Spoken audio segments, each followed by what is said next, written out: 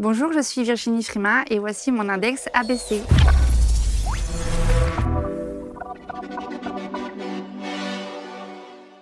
Merci d'accueillir donc Virginie sur les canapés pour parler évidemment de son expertise et de l'accompagnement qu'elle vous propose au travers de cette dimension énergétique. Bonjour Virginie. Bonjour Marc. Merci d'être avec nous. On ne va pas être obligé d'aller en Corse pour avoir Non, parce que votre je travaille accompagnement à distance, évidemment. exactement.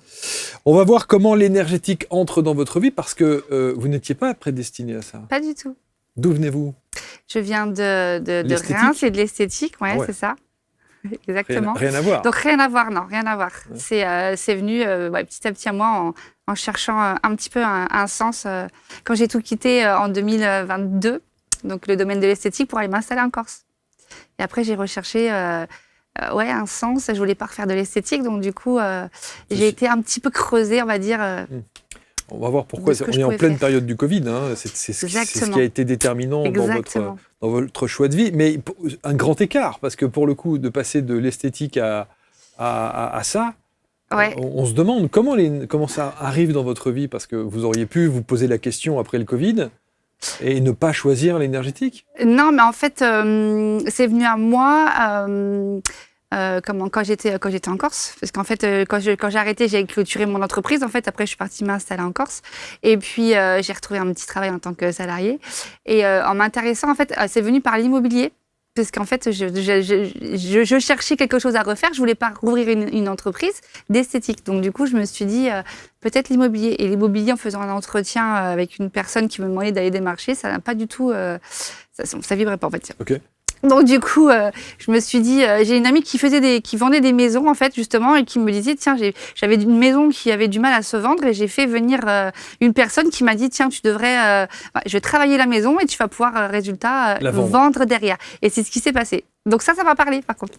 Donc j'ai regardé sur internet un petit peu, j'ai cherché et ce qui pourrait correspondre avec de l'énergétique et peut-être du homestaging tout en sachant pas d'où j'allais. Et du coup, il y a une école de Feng Shui qui arrivait. C'est une école de Feng Shui en fait qui est arrivée à moi. Donc j'ai pris un rendez-vous téléphonique et puis le mois d'après je signais pour 9 mois de formation avec cette école. Magnifique. Ouais, tout à fait. Sauf que on dit parfois que, même souvent, que dans l'énergétique proprement dit, il y a un petit quelque chose supplémentaire. C'est pas juste le fait de décider, de se dire allez, je vais suivre une formation et puis c'est réglé. Il doit bien y avoir chez vous une dimension énergétique aussi peut-être.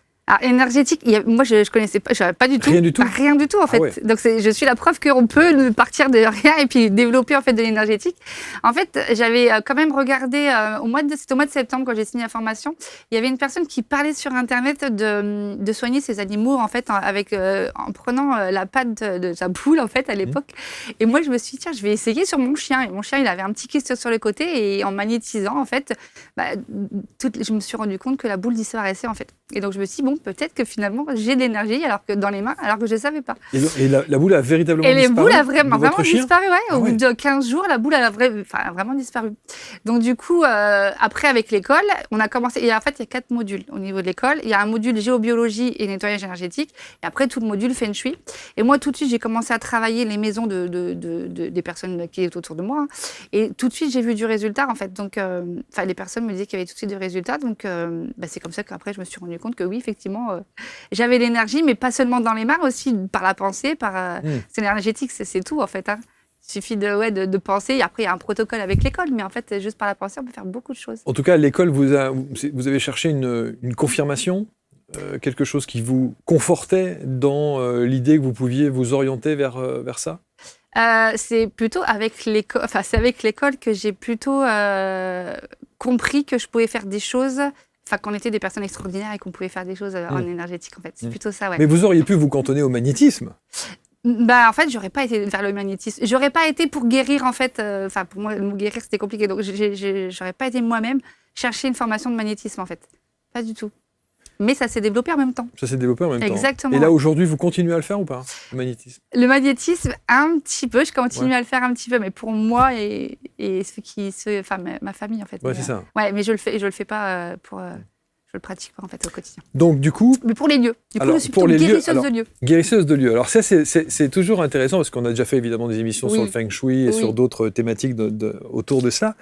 Je me suis toujours posé la question, ça doit être extrêmement agréable à vivre chez vous. Oui, Parce que vous avez dû configurer la maison de telle sorte qu'elle ait une énergie particulière. Oui, bien sûr, pour qu'elle me porte et qu'elle m'aide au quotidien à faire tout ce qu'on veut au quotidien. Hein. Alors, tout ce qui est l'abondance, bien sûr, on est dans tout ça. Donc, oui, le Feng Shui, ça nous aide tous, en fait. Ça active, en fait, au niveau du Feng Shui. Mais l'énergétique en lui-même, ça me permet surtout de...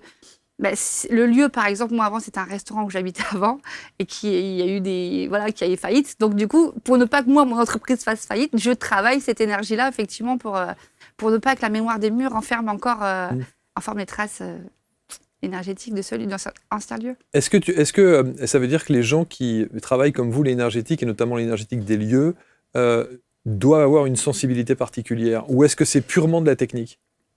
Moi, je pense que c'est vraiment purement de la technique. Ah oui. Mais ouais, vraiment. Après, il suffit qu'on s'y intéresse vraiment si ça nous parle. Moi, je vois au niveau de l'école, il y a 3 modules. Il y a des personnes dans l'école qui ont plus été sur le Feng Shui. Moi, j'ai tout de suite été dans l'énergétique parce que ça m'a parlé, en fait. C'est vraiment ça. Et il y en a d'autres qui ça n'a pas parlé. Donc moi, ça m'a parlé. J'ai commencé à travailler les lieux et tout de suite, ça... Ouais, les gens ont commencé à changer. Dans leur vie, ça a changé. Dans leur... Même des personnes qui étaient pas bien dans leur maison. Donc ça a commencé à changer, en fait. Donc... c'est pas que travailler un lieu, c'est vraiment travailler la personne à l'intérieur du lieu pour que la personne aille mieux. Et donc vous disiez que l'endroit où vous habitez en Corse, c'était un ancien restaurant qui lui a fait faillite. Qu'est-ce que vous avez changé alors dans ce lieu, à part le fait de l'harmoniser? Mais c'est pas l'harmoniser, c'est que j'ai travaillé effectivement les mémoires de faillite, les mémoires, tout ce qu'il y a eu dessus, tout ce qu'il y a eu au niveau des murs, au niveau du terrain. C'est un terrain où il y a beaucoup d'eau, parce qu'en fait c'est un terrain qui est un peu en pente en plus. Donc c'était un ancien moulin à l'huile d'olive en fait. Avant, le restaurant. Après, ça a été mis en appartement, ça a été coupé. Donc, j'ai travaillé effectivement tout ce qui était, c'est plutôt l'énergétique relié dans les murs, en fait, qui renferme. Et comment ça se travaille, ça ? Comment vous le travaillez, ça ? Avec juste l'intention. Et alors, moi, ce que je fais quand je suis chez moi, je peux le faire en travaillant avec la lumière. Moi, je travaille beaucoup avec la lumière. Je travaille avec des invisibles autour de moi. Hein, c'est mon équipe d'invisibles. Et il suffit juste de demander à ce que ces mémoires... Il faut que la mémoire, en fait, chaque mémoire vienne... c'est comme une intuition de ce qu'on doit nettoyer, en fait. Quand on travaille au lieu, on se connecte au lieu. Et c'est comme s'il y a des messages qui viennent de ce qu'on doit nettoyer au niveau du lieu. Alors, bien sûr, je savais un peu l'histoire. Donc, j'ai nettoyé tout ce qui était en rapport avec ce qui avait fait faillite. Mais des fois, il y a d'autres intuitions qui peuvent venir. On peut travailler sur des vies antérieures. On peut travailler sur plein de choses au niveau des lieux. Donc, vous entendez, vous percevez, vous ressentez, vous voyez ? Je vois pas. Ok. J'ai des intuitions, et c'est comme un canal, en fait. Je perçois plutôt ça. Mais je ne vois pas. Déjà parce que je ne veux pas voir. J'ai longtemps voulu voir, mais en fait, je me suis dit non, c'est bien de ne pas voir aussi. Parce que je pense que c'est comme quand on est dans la rue et quelqu'un qui nous menace. Je pense qu'avec l'invisible, on peut se faire menacer. Et c'est mieux de pas l'entendre, en fait, ou de pas le voir. Donc, du coup, je perçois et j'ai les intuitions qui viennent dans ce que je dois nettoyer, en fait, pour que la personne à l'intérieur se sente mieux. On dit souvent que ça n'est pas on ne choisit pas son lieu d'habitation, c'est le lieu d'habitation qui vous choisit. Oui, c'est vrai. Alors moi, le mien, aujourd'hui... J'allais vous poser la question pour vous, d'ailleurs. Comment est-ce qu'il vous choisit alors, ce lieu ? C'est un lieu, ça s'appelle Casa La Brive. Donc, je travaille quand même les maisons. Enfin, c'est un lieu vraiment qui résonne avec ce que je fais, en fait, parce que c'est un lieu, j'habite à Casa La Brive, le village. Donc, Casa, ça veut dire maison. Maison, mon fils est du 26, je suis du 26, j'habite au 26. Donc, ça, c'était pas fait du tout exprès. Et puis, il y a un saint avec lequel je travaille beaucoup, qui est le Saint-Antoine, Saint-Antoine de Padoue, qui est d'ailleurs le nom aussi de mon Rose-Sphinx. Encore, c'est le Saint-Antoine, c'est un petit papillon qui virevolte comme ça. Et donc, du coup, c'est un des saints qui bénit, en fait, le village. Donc, en fait, il y avait beaucoup quand même de synchronicité. Après, le lieu, ce qui fait venir me travailler à moi, sur moi en tout cas, c'est, je pense, c'est peut-être de le relever un peu dans l'énergie par rapport à l'entreprise, quand ce lieu, il a été... Voilà. Et donc, du coup, je m'y sens super bien. J'imagine. Ouais, je me sens très, très bien. Ce sera un comble quand même, c'est le cordonnier le plus mal chaussé si vous arrivez quelque part. Souvent, ça arrive. Souvent, c'est comme ça. On a aussi d'autres idées un peu préconçues quand on parle de Feng Shui, quand on parle d'énergétique des lieux. C'est de se dire, oh là là, ça va engager des gros travaux, qu'il va falloir restructurer complètement tout, mais pas du tout en fait. Non, pas du tout. Le Feng Shui, le Feng Shui, c'est autre chose. J'en fais un petit peu quand il faut juste tourner le lit de place. Voilà, je dis toujours que le lit, on doit toujours avoir la tête de lit face à l'entrée, parce qu'on a des anciennes mémoires où avant, dans le temps, tout ce qu'on voyait, il fallait voir arriver les choses, sinon on se sentait en insécurité. Et puis, après, sinon, au niveau des murs et tout, non, il suffit juste avec l'énergie, avec la lumière, avec tout ce qui est âme défunte, on les fait passer avec, avec les archanges. Moi, je travaille avec une équipe d'archanges derrière qui m'aide à les faire passer. Et il n'y a pas besoin de Vous mettez pas ça dans votre fiche de production avec les archanges, les êtres de lumière. Ouais, les êtres de lumière, c'est... en fait, je crois que je l'ai jamais parlé. Non, vous n'en parlez pas. Non, c'est pour ça que je disais, tiens, il y a une dimension. Ouais, c'est ça, il y a une dimension. Et je travaille, en fait, même à l'école, on apprend à travailler avec. On n'apprend pas, nous, à passer les âmes pour pas les avoir tout le temps, effectivement, chez nous, enfin, dans notre chambre, quoi. Souvent la nuit, parce que moi, c'est la nuit que ça me fait. Mais du coup, on les fait passer par des archanges, en fait. Et mais ça passe. Moi, je négocie souvent. Il y en a qui ne veulent pas passer des fois. Et je négocie. Il faut juste leur expliquer. Ils sont comme nous. Ils ne savent pas. Mais alors, comment est-ce que vous percevez qu'il y a un obstacle, qu'ils ne souhaitent pas, qu'ils ne veulent pas, par exemple, et vous rentrez en phase de négo? Alors, moi, je travaille beaucoup avec mon pendule. Ah, ok. Voilà, je travaille beaucoup avec mon pendule. Et c'est mon pendule qui me dit il n'est pas passé. Il est encore là. Donc, j'ai un premier archange qui me fait passer. S'il ne passe pas, je l'appelle l'archange Michael qui va vraiment me les faire passer. Et souvent, je leur explique aussi. Je leur explique qu'ils ne savent pas de l'autre côté. Il y en a beaucoup qui ne savent pas ce qu'ils font de l'autre côté. Ils sont coincés. Vous avez déjà entendu pas mal. Là, ils sont coincés entre deux mondes et ils ne savent pas. Et ils pensent qu'en plus de partir d'un lieu, c'est qu'ils partent définitivement. Alors qu'en fait, non, quand ils sont dans le lieu, et souvent ils sont en plus accrochés aussi aux humains, en fait, ils servent de notre énergie puisqu'ils sont plus bas que nous au niveau vibratoire. Donc du coup, le fait de passer dans la lumière, ils peuvent revenir, mais avec une élévation, avec une vibration beaucoup plus haute, donc ils n'ont plus besoin de se coller à nous et surtout, ils n'ont plus besoin d'être accrochés au lieu et de faire baisser l'énergie du lieu. Alors, on sait que la Corse est une terre aussi qui a une vibration très particulière, une énergie aussi... Très féminine, l'énergie. C'est vrai ? Ouais, très féminine. On prie beaucoup la Vierge Marie en Corse. Bien sûr. Ouais. Et alors, du coup, ça veut dire que quand vous vous baladez en Corse, vous avez des ressentis, des perceptions qu'il faut... Bien sûr, ouais, beaucoup. Il y a beaucoup de vortex énergétiques, il y a beaucoup de choses comme ça en Corse, ouais. C'est une terre énergétiquement, waouh. Est-ce que vous avez cherché à comprendre pourquoi vous étiez autant attiré par cette île de beauté? Oui, j'ai d'ailleurs une personne. Alors, au début, moi, j'étais en fait par rapport à une vie antérieure. Après, il faut qu'on parte sur les vies antérieures, mais ouais, j'étais sur une vie antérieure. Je ne sais pas si je peux le raconter. Si, au contraire. En fait, parce que je cherchais. Alors, j'ai cherché parce que j'adorais. Il y a un lieu particulier que j'adorais. Et en fait, moi, je suis pas médium, donc du coup, j'ai fait appel à une médium pour savoir. Et elle m'a bien expliqué qu'en fait, je suis venue en Corse à l'époque où les Italiens venaient, donc en tant que soldat. Je suis tombée amoureuse d'une Corse, en fait, et on devait, pas partir ensemble, mais un peu, un peu s'échapper ensemble, en fait. Et sa famille, elle, n'était pas du tout d'accord que je sois amoureux d'elle et que je parte avec. Et donc, du coup, elle m'a fait un peu comme un tracteur, elle m'a tendu un piège, et je me suis fait assassiner par le père et l'oncle. Donc ça, c'est l'histoire qu'on m'a racontée. Et donc, du coup, c'était un pardon que elle a regretté, en fait, par rapport à ça. Donc, je suis venue, moi, me remonter au niveau de mon âme qui était restée collée à cette terre. Et puis, elle, pareil, je suis venue pour la pardonner, en fait. Il y a beaucoup de pardons, on a beaucoup de pardons à faire, en fait, sur notre transgénérationnel, dans nos vies passées, il y a beaucoup de pardons à faire. Et j'étais toujours attirée vers un lieu, mais je voulais pas lâcher ce lieu, en fait. J'ai cherché pendant longtemps. C'est pas la maison où vous êtes? C'est pas la maison où je suis, mais toutes mes copines, elles me disent, mais arrête avec cet endroit. Et je dis, oui, mais je veux acheter là-bas. Bon, j'avais pas les moyens forcément, mais j'étais tellement... Et quand j'ai libéré ça, c'était beaucoup mieux. J'ai pu lâcher cet endroit et acheter pour le coup ailleurs, en fait. Et parce que je me suis dit, c'est pas possible. Je suis tellement attirée vers cet endroit alors que je peux pas... financièrement. Du coup, vous y retournez sur cet endroit? Bien sûr, quand même. Ouais, j'aime beaucoup y aller quand même. Mais du coup, c'est plus vital d'y habiter. Oui, c'est ça. Ouais.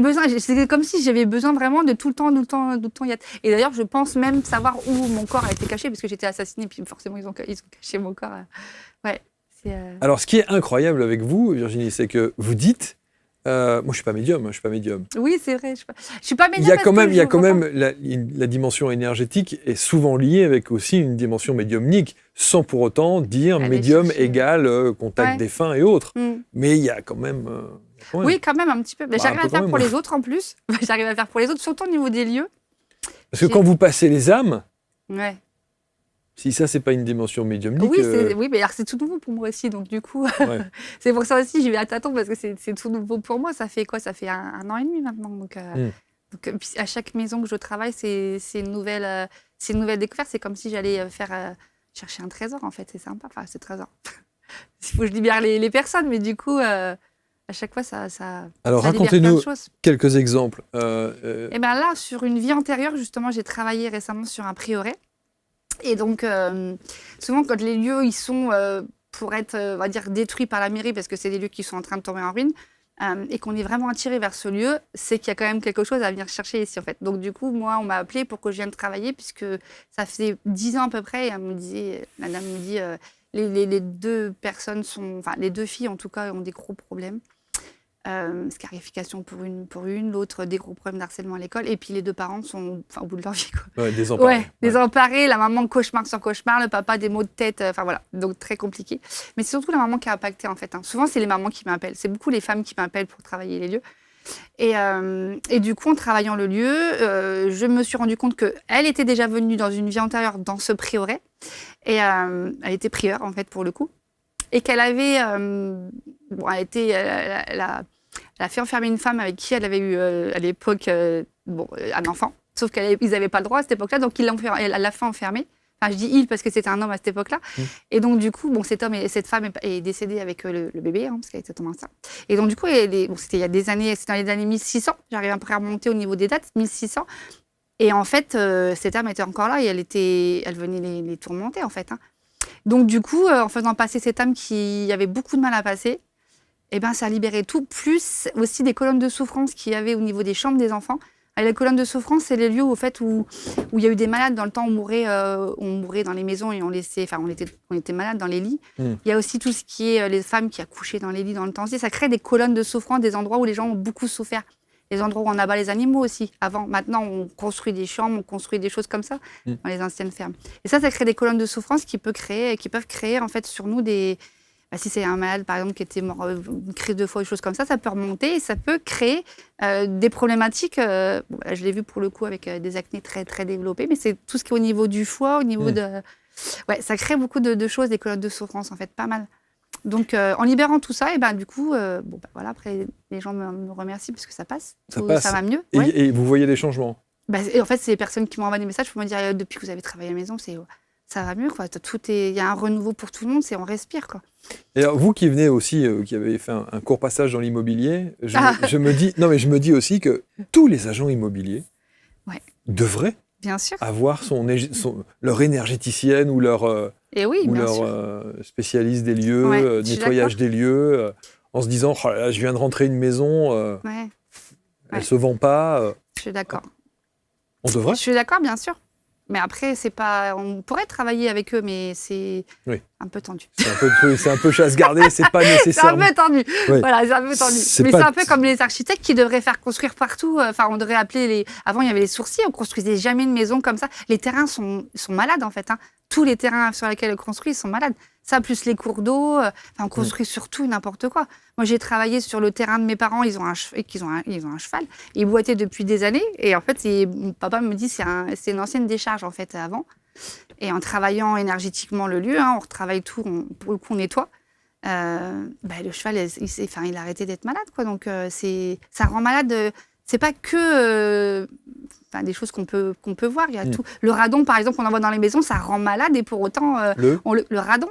Qu'est-ce que c'est le radon? Le radon, c'est ce qu'on trouve maintenant au niveau énergétique alors pas énergétique, mais ce qu'on doit faire quand on vend les maisons. Vous savez, les trucs de couleur, comment ça s'appelle Pour donner le ABC, le ABCD, oui, c'est ça, le diagnostic. Le diagnostic, j'ai cherché. Énergétique. Les diagnostics, donc du coup, ils le font et le radon, il est dedans. Et le radon, c'est un gaz qui est dangereux maintenant. Ils doivent le détecter, en fait. Ouais.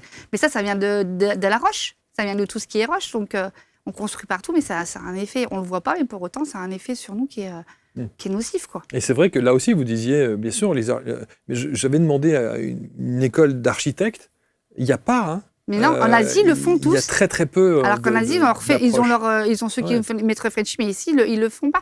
Mais après, on construit partout. Avant-guerre, quasiment toutes les maisons étaient travaillées où il y avait un sourcier qui était venu poser les maisons. Et après, il a fait reconstruire en vitesse, donc du coup, il y a plus, en fait. Donc ça crée ça crée tellement de maladies. Est-ce que il y a la même, qu'on soit dans du neuf ou dans quelque chose d'ancien, c'est exactement la même chose. C'est le terrain qui est malade. En fait. C'est le terrain qui pose. Là, je viens de travailler sur une maison où il y avait beaucoup de colère. La dame, elle me dit, je me ressens toujours en colère. Bon, elle est très malade aussi, donc bon, Voilà. Mais en fait, pour moi, il y avait un ancien hôpital à l'époque, pareil, dans les années guerre, dans les années 1006, 1007, un hôpital de fortune. Quand on habitait des lits, on mettait vite fait les malades dessus. Ouais, c'est ça. Et donc, du coup, y a beaucoup de sang déversé, il y a eu beaucoup de combats, il y a beaucoup de celui qui était le dernier vivant. Enfin, c'était du main à main à l'époque quand on faisait la guerre. Donc, du coup, tout ça, ça remonte même encore des centaines d'années après, en fait. Hein. Et l'énergie de colère, de combat, il est là. Et du coup, les personnes, ils ont envie de... ils sont très en colère, mais des fois, ils viennent jusqu'aux mains, quoi. Et donc, et cette dame, maintenant, elle va mieux ? Mais ça va mieux.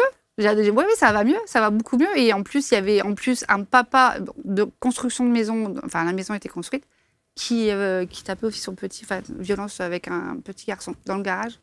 Mais tout ça, ça n'excuse pas, mais ça peut venir aussi de la maison. En fait. Oui, bien mais sûr. Vraiment, c'est en tout cas, je dis toujours qu'il faut prendre en considération toutes ces dimensions-là. Exactement. C'est très important. Ouais. Tout à fait. Et notamment quand vous parlez évidemment d'abondance, quand on met un bureau dans une maison et qu'on a des choses à négocier, à travailler, des tractations, etc., là aussi, il y a une importance sur le positionnement du bureau. Ça, au niveau du Feng Shui, c'est au niveau du Feng Shui qu'on va aller le travailler au niveau du bureau. Il y a 9 secteurs au niveau du Feng Shui. Alors moi, ça, je le fais pour moi, mais je le travaille pas encore. Enfin, je ne fais pas de prestation dessus. Mais oui, c'est au niveau des secteurs où on va travailler au niveau du Feng Shui, sur le bureau. Tout ce qui est abondance, il y a toute une technique. Le Feng Shui, c'est... Donc quand vous rentrez chez quelqu'un, vous ressentez ? Et oui, on ressent, mais il y a beaucoup de personnes, oui, on ressent. On ressent Alors déjà, il y a toute une atmosphère au niveau de la maison. Et il n'y a pas besoin d'être dans l'énergétique d'ailleurs pour ressentir ça. Oui, tout à fait. Les lieux sacrés, on le directement. ressent. Oui, complètement. Ouais. Donc on ressent beaucoup. Après, tout de suite me connecter, si les gens me croisent dans la rue en me disant « j'ai acheté une maison », tu peux me dire non, un médecin, vous croisez votre médecin dans la rue, il ne va pas vous dire « ouvre la bouche, je vais voir ce que tu as comme… » C'est pareil, en fait. Il faut se connecter au lieu, en fait. Bien sûr. Et combien de temps de travail quand on vous demande de faire une harmonisation des lieux ? 3 jours ? Si je fais le gros forfait, c'est-à-dire géobiologie et nettoyage énergétique, parce que je fais aussi les personnes. Parce que pour moi, je fais pas de soins énergétiques, je fais un nettoyage énergétique et je travaille aussi les voitures. Parce que dans les voitures aussi, on peut ramener des choses de l'extérieur. Ah oui, vous travaillez les voitures. Ouais. Mais je travaille les voitures pour que quand ils mettent quelque chose dans la voiture, en fait, ça retire tout ce qu'il y a dessus. Et comme ça, ils rentrent les objets, tout ce qui est brocante et tout, parce que je peux pas nettoyer tout le temps. Enfin, un meuble, ça peut contenir un défunt et le suivre, en fait. J'ai eu le cas il y a pas longtemps d'une maison que j'avais déjà travaillée. Et on me dit, je sais pas, il y a 15 jours, il y a un truc, il y a quelque chose qui se passe dans la maison. Je comprends pas, qu'est-ce que tu as fait il y a 15 jours ? Et elle me dit, c'est vrai qu'on a ramené un meuble, mais ils l'ont pas mis dans la voiture que j'avais travaillé, ils l'ont ramené dans un autre camion. Donc ça, il faut faire hyper attention. Ça, il faut faire très attention. Et c'est vrai qu'on adore aller chiner, on adore aller faire des vides-greniers, on adore évidemment toutes les brocantes, mais on n'imagine pas à quel point tous ces objets sont parfois, ou tous ces meubles sont parfois chargés. Ouais. Et il y a des défunts qui se collent parce qu'ils sont attachés à ce meuble, à cet objet des fois. Il y a ça, plus ces objets qui sont aussi des portes énergétiques. Il y a certains gens, les miroirs, on le sait, les miroirs dans une chambre, il faut faire attention. En tout cas, donc, les objets sont très chargés aussi. Ça me fait penser qu'il faut que j'en enlève un. Eh oui. Dans l'entrée, souvent, si vous voyez, quand on rentre dans l'entrée à la maison, si le miroir il efface, l'énergie repart de l'autre côté. Alors, notre énergie, elle est censée rentrer et nous porter, quoi, en fait. Qu'est-ce que vous aimez ? Alors évidemment, la détection, l'habitat, on l'a dit, la libération, l'harmonisation des lieux, la géobiologie. Et la géobiologie, c'est tout ce que ça impacte. Alors, pour moi, la géobiologie, ça impacte plutôt la santé, même si on n'a pas le droit de le dire, mais c'est vrai. Parce qu'il y a des personnes qui peuvent... Moi, j'ai eu une maman qui m'a appelée, sa petite, elle avait hospitalisé, en fait, parce que dès qu'elle rentrait chez elle, elle était tellement fatiguée qu'elle ne se nourrissait plus. Donc du coup, elle me dit, je ne sais pas pourquoi on m'a envoyé vers vous, mais la maison elle est neuve, donc je ne comprends pas. Et en fait, c'était les cours d'eau. Il y avait 10 cours d'eau qui passaient sous la maison, mais quasiment comme si toute la maison avait été construite au-dessus des cours d'eau. Et toute la partie, parce qu'il y avait une partie où ils travaillaient, il n'y avait pas de cours d'eau. Mais je suis halluciné qu'il y ait les architectes qui ont créé la maison. Mais parce que les architectes ne travaillent pas avec les géobiologues, ils devraient travailler ensemble, en fait. Et donc la petite complètement impactée parce qu'il y en a qui sont plus sensibles que d'autres. On est tous différents. Parce qu'elle avait ses petits frères qui n'étaient pas du tout sensibles à l'eau. Et du coup, en travaillant juste l'énergie de l'eau, on se connecte à l'énergie de l'eau, et la petite, elle est repartie. C'était fini, quoi. Mais au point d'être hospitalisée, tellement elle était fatiguée, en fait. En fait, notre corps, il est fait, on a été coupé de ça, mais notre corps, il est fait pour ressentir l'eau. C'est obligatoire. Vous mettez un cheval en plein désert, il va aller se mettre au-dessus d'une veine d'eau, vous pouvez crever en dessous, il y a de l'eau, c'est sûr. Il y en a partout de l'eau. Et en fait, les gens, ils pensent que c'est des zones inondables, mais pas du tout. Il y a de l'eau partout. En fait, la Terre, elle est comme nous. Hein, voilà, c'est pareil. Sauf que si vous dormez toute la nuit sous un cours d'eau, l'eau de votre corps, parce qu'on est composé quand même maximum, on peut être il y en a qui le font maintenant, on peut des jours sans manger. Il y en a qui s'entraînent juste par la pensée à le faire ça. Mais boire, c'est impossible, on est obligé de boire. Donc notre corps, il est fait pour reconnaître et communiquer avec l'eau. Et ce qui fait que si vous dormez toute la nuit, même si on est en arrêt, notre corps, il va communiquer avec cette eau. Et ce qui fait que, en fait, il est jamais en pause. C'est pour ça qu'il faut. Voilà. Donc en fait, il peut. Après, il déclenche des maladies. On peut travailler sur des problèmes de fertilité aussi, au niveau de l'eau. Un homme, tout ce qui c'est les femmes, pareil, tout ça, c'est plein d'eau. Donc c'est des dérèglements en fait. Mais les gens ne le savent pas. Il faut vraiment que. Pourtant, les géobiologues, on en communique dessus, mais c'est hallucinant ce que ça peut faire, quoi. Moi, je trouve que ça serait évidemment extrêmement complémentaire. Mais vous savez, c'est comme de toute façon toutes ces médecines dites parallèles qu'on devrait associer, jumeler avec une médecine classique, allopathique. Et le fait est que c'est pas toujours le cas. Bien que beaucoup de médecins aujourd'hui s'ouvrent et se disent tiens, il y a peut-être une autre dimension à aller creuser. C'est pas une concurrence, on n'a pas de concurrence. Je veux dire, on peut travailler les uns avec les autres en fait. Après l'eau, les gens ne se rendent pas compte parce qu'ils pensent que c'est très profond. Mais le soleil, il a des millions de kilomètres et pour autant, il nous brûle la peau. Donc c'est exactement pareil. Si vous avez de l'eau qui est très très profondément, on va communiquer. Il n'y a pas de frontière avec notre corps et voilà, donc on peut faire appel à vous à distance. Est-ce qu'il faut donner les plans à chaque fois de la maison ou pas? Oui, moi j'ai besoin de plans. Si je travaille le géobio et énergétique, oui. Si c'est que sur un passage d'âme, non, ça va. Il n'y a pas besoin. Il n'y a pas besoin. Ouais, parce que des fois, on m'appelle juste pour faire passer, parce que les gens ont peur chez eux, ça bouge la nuit. Moi, ça passe assez vite. Mais si c'est des âmes défuntes, moi, je n'aime pas parler d'entité, mais d'âmes défuntes assez présentes, c'est mieux d'avoir un peu tout. Parce que souvent, il y a deux choses. Il y a les bruits qu'on entend, c'est-à-dire on peut entendre des voix chez nous, sauf que ce n'est pas une âme défunte, c'est des bruits qui restent, des mémoires des murs qui restent, en fait, des empreintes énergétiques. Et les âmes défuntes qui sont plus présentes et qui font, pour le coup, c'est pour ça que quand on dit qu'il y a une expression qui dit « si les murs pouvaient parler ». Ouais, c'est ça, mais oui, complètement. Et ils parlent. Complètement, ouais. Et les terrains aussi, pour le coup. Et les terrains aussi. Parce que pour les terrains, on peut entendre encore des bruits de guerre, on peut entendre des canons et tout ça. Mais à part ça, Virginie, elle n'est pas médium. Non, pas du tout. C'est pas du tout. Après, ça passionne. Après, c'est passionnant. Quand on découvre ça, que ça fait un an que je suis dedans, moi, ça me passionne. Bien sûr, bien sûr. Qu'est-ce que vous aimeriez qu'on retienne de vous, Virginie? Qu'on retienne de moi, mais que on peut tous devenir, en fait, finalement, avec l'énergétique, si on s'y intéresse, on peut tous... déjà, qu'on comprenne bien que nos lieux peuvent nous rendre malades. Ouais. Ça, c'est hyper important. Et puis il y a aussi des personnes qui peuvent eux-mêmes commencer aussi à se magnétiser, mais à commencer un petit peu à s'y intéresser. À s'y intéresser. Ouais. En tout cas, on va mettre autour de la vidéo tous les liens pour que vous puissiez rentrer en contact avec Virginie à distance. Vous l'aurez bien compris, elle va vous donner tout le protocole pour qu'elle puisse vous accompagner et que vous preniez conscience qu'il y a peut-être des choses à faire. Oui. On peut explorer cette partie-là de son habitat ou peut-être de son être, énergétiquement parlant. Et puis voir ensuite si effectivement, sans jamais se substituer à un avis médical, bien entendu, mais tout ça peut être complémentaire. On peut explorer toutes les pistes, dont celle-ci. Exactement. Que je trouve très très intéressante. Merci Virginie. Retournez en Corse, vous êtes tellement bien là-bas. Il n'y a pas photo. Oui, merci à tous, vous commentez avec bienveillance et on se retrouve très vite pour un prochain Portrait Index. Merci à tous.